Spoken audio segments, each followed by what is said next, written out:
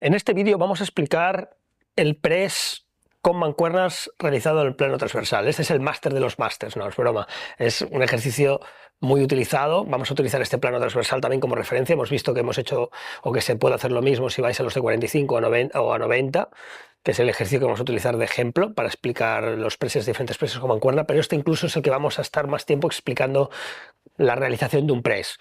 Vamos a indagar un poco más en muchos detalles con diferentes posiciones que van a ser, como vuelvo a repetir, completamente aplicables a los diferentes planos.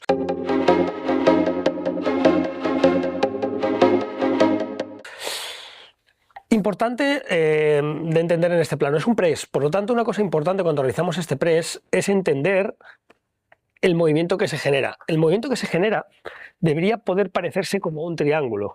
La base está aquí, con los codos abiertos, podríamos decir, estamos en un plano transversal, a unos 90, 80, 90 grados, no tiene que ser puro, podemos sagitalizarlo algo, y el objetivo es que los codos se juntan al máximo. Muchas veces la mancuerna, en este caso, no me deja juntar más. Bueno, lo ideal sería poder hacerlo, cuanto más podéis hacer, mejor. No existe algo bueno o algo malo, se podría realizar este press sin hacer tanto buscar este triángulo de juntar los codos delante, sino vas un empuje más parecido a lo que sería esto. La barra no me deja aproximar más, por lo tanto no me dejaría acabar. Bueno, es una opción, es una opción más de empuje, que cuando hay una restricción de la barra no queda más remedio. Pero aquí sí tenemos la oportunidad de conseguir realizar más ADD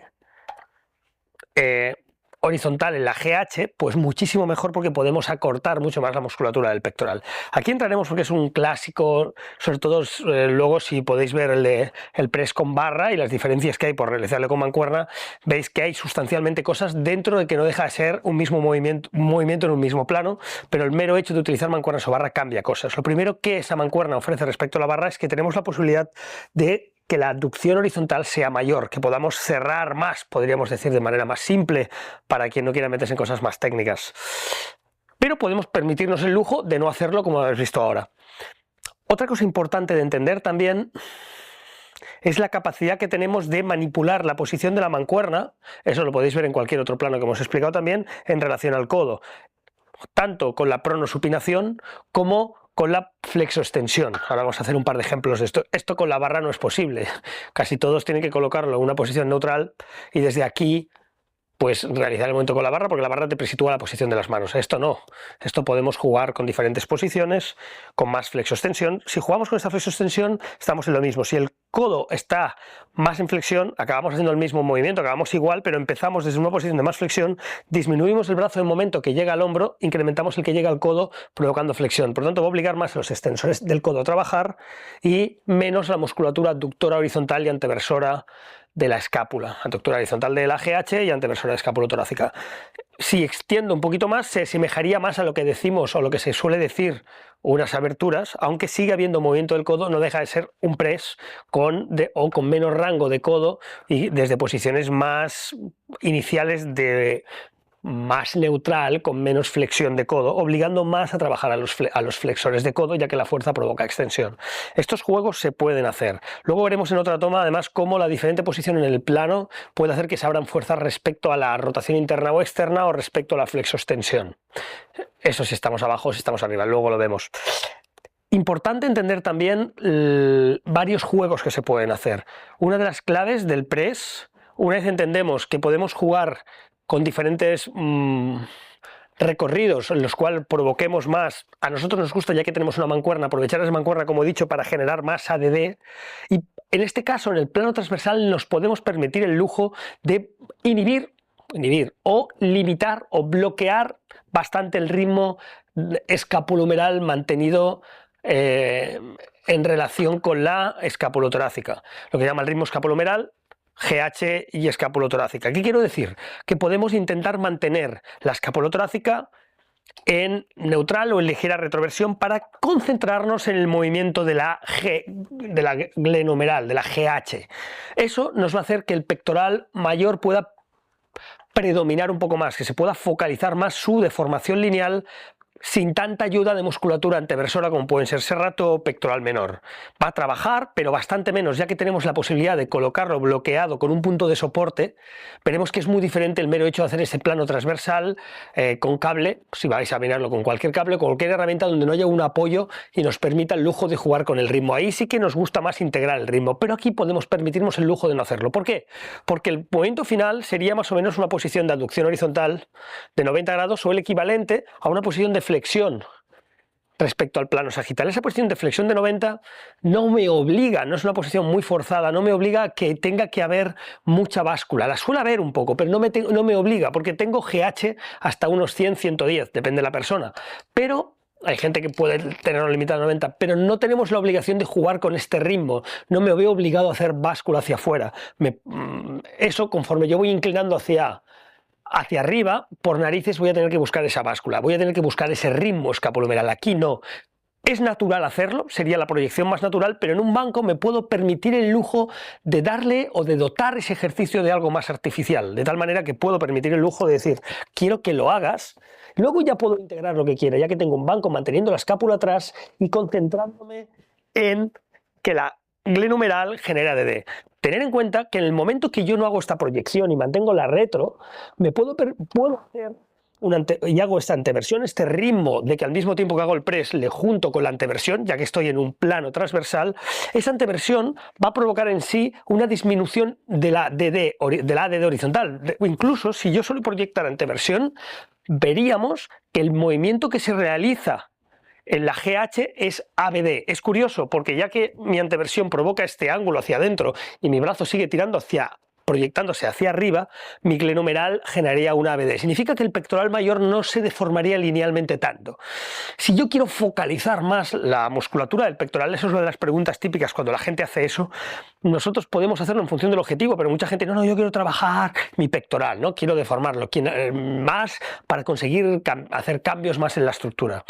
Debido a que luego la adaptación hipertrófica depende de muchos factores, pero hemos de tener en cuenta que para poder conseguir cambios hipertróficos, una de las primeras cosas es estimularlo, deformarlo, es que sus fibras sean más estimuladas. Una buena manera de ello es concentrarse mucho más en la ADD horizontal y menos en la escapulotorácica. ¿Eso es más funcional o no? Relativamente, si mi objetivo puntualmente es mejorar esa degradación proteica y luego darle lo que sea, pues me parece bastante correcto en ese momento inhibir el ritmo, concentrarse en la GH y evitar que haya tanto anteversión. Funcionalmente, ¿que integro todo? Me gustaría integrarlo todo, incluso hay momentos que me gustaría hacerlo al revés, solo anteversión sin hacer press. Bueno, ahí son las estrategias de la variación, lo que nosotros denominamos variación estratégica, para poder escoger uno u otro, ir seleccionando diferentes ejercicios y que al final la persona pueda hacer algo más integrado si nos interesa. Pero hacerlo por partes no significa que sea malo, yo puedo ir escogiendo las partes para luego integrarlo. Por lo tanto, es muy importante, si queremos concentrarnos en la musculatura pectoral, jugar con esta cosa, mantener la escápula en retroversión. Esto incrementará el ángulo del pectoral mayor e incluso ese ángulo y esa deformación lineal en ese plano. Me puedo permitir el lujo de hacerlo, de conseguir más ADD. Esta es una de las variaciones importantes. La otra tendría que ver con la disposición de la caja torácica. Si yo saco el aire cuando realizo y hago mucha respiración torácica, en vez de tanta respiración abdominal manteniendo la caja arriba, pierdo mecánica para el pectoral. Por lo tanto, sería muy interesante, en vez de sacar el aire y proyectar esa anteversión, coger el aire y hacer más respiración abdominal para que el ángulo de la caja sea mayor y el pectoral se coloque más dentro del plano transversal, que el movimiento en el plano transversal se asemeje, o la posición del músculo se asemeje lo más posible al plano en el cual se está moviendo. Veremos que el plano declinado todavía se asemejará más a esta disposición tridimensional del pectoral. Por lo tanto, mantener la caja alta y la retroversión, concentrándose más en la GH y cogiendo el aire mientras se realiza la acción, o jugando con respiraciones abdominales, aunque saquemos el aire, pero manteniendo la caja con ese ángulo, nos va a favorecer más trabajar la musculatura del pectoral. Para quien quiera, para quien tenga puntualmente un objetivo más estructural. Eso se puede jugar. Vamos ahora a ver diferentes variaciones que podemos hacer colocando desde otra posición para ver cómo salirse del plano puede abrir fuerzas en otros ejes y cómo podemos efectuar ese mismo movimiento, enseñar esa acción de empuje, de press, jugando con diferentes ritmos. De lado veremos más cuando podemos, si nos interesa más, jugar, sacar el aire metiendo ritmo escapulohumeral, o podemos bloquearlo. Desde esta toma vamos a poder observar las diferentes variaciones que nos puede provocar el mero hecho, primero, de bloquear el ritmo escapulohumeral y concentrarse en la GH, si ves cómo no se proyecta, o permitir el ritmo escapulohumeral.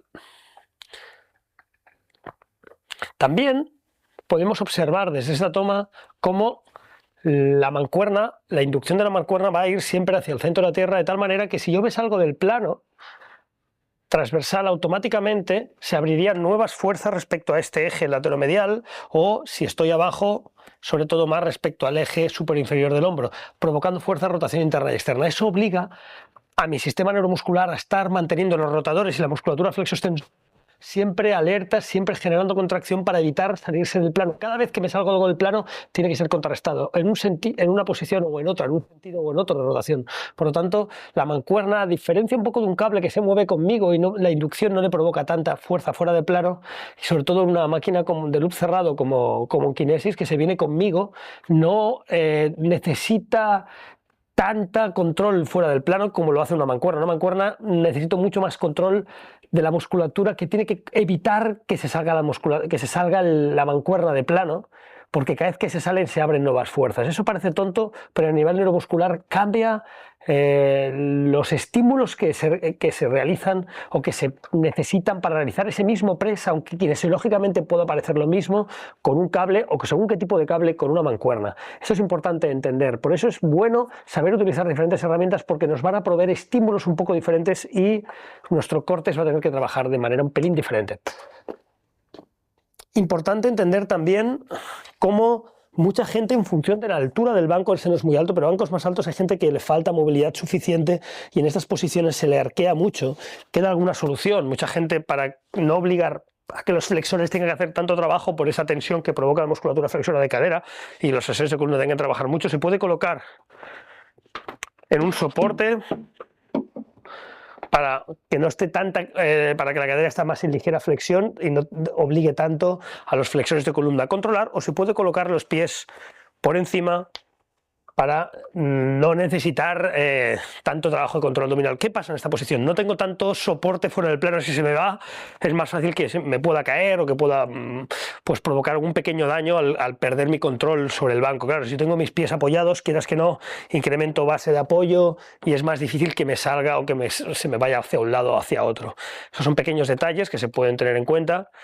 Hemos comentado la respiración, nos falta algo de mecánica muscular, pero es sencillo, el codo lo hemos explicado, nos falta algo a nivel de glenohumeral. Este plano transversal ya mete mucho más fácil las fibras del pectoral. Como hemos comentado antes, el hecho de tener la caja más elevada todavía mete más fibras, especialmente fibras externales más inferiores y algo más las abdominales, aunque las fibras abdominales se meterían más en plano conforme el pectoral. Este es el plano de movimiento y el pectoral está así, sobre todo si subo caja torácica. No todo el mundo tiene el mismo ángulo de esternón, por lo tanto hay gente que cuando el banco está plano tiene el pectoral mucho más metido en plano, hay gente que tiene menos caja torácica y encima tiene anteversión de escápulas. Esa gente necesitaría declinar bastante o trabajar otros ejercicios para incidir más, sobre todo estas mezclas de ADD frontales ligeramente horizontalizadas, para poder ir sobre las fibras inferiores del pectoral. Esa gente le va a costar más sentir el pectoral. Esos más ectomórficos, con brazos largos, pechos finos, les va a costar muchísimo más sentir el pectoral, sobre todo con una barra, porque veremos, si vais al ejercicio con barra, veréis que las restricciones provocan cambios interesantes y cuesta más concentrarse en la musculatura pectoral, sobre todo si no tiene muy buena mecánica. Pero hay gente que ya cuando estás sentada, es aquellos que cuando estás con ellos en un bar puedes apoyar el cubata en su pectoral porque se mantiene recto, es broma, pero hay gente que más o menos tiene tanta caja que podría aguantarse, hay otros que prácticamente va vertical. Eso se va a manifestar mucho en el plano en el cual el pectoral tiene mejor disposición en relación al plano que estoy trabajando. De esto hay algunos mitos muy interesantes. Hay gente que está diciendo, no, el plano ideal para las fibras del pectoral, esto es 15 grados. Lo único curioso es que el plano en el cual el banco se relaciona respecto a mi cuerpo y la disposición individual de cada persona de su posición del pectoral respecto a ese plano es diferente.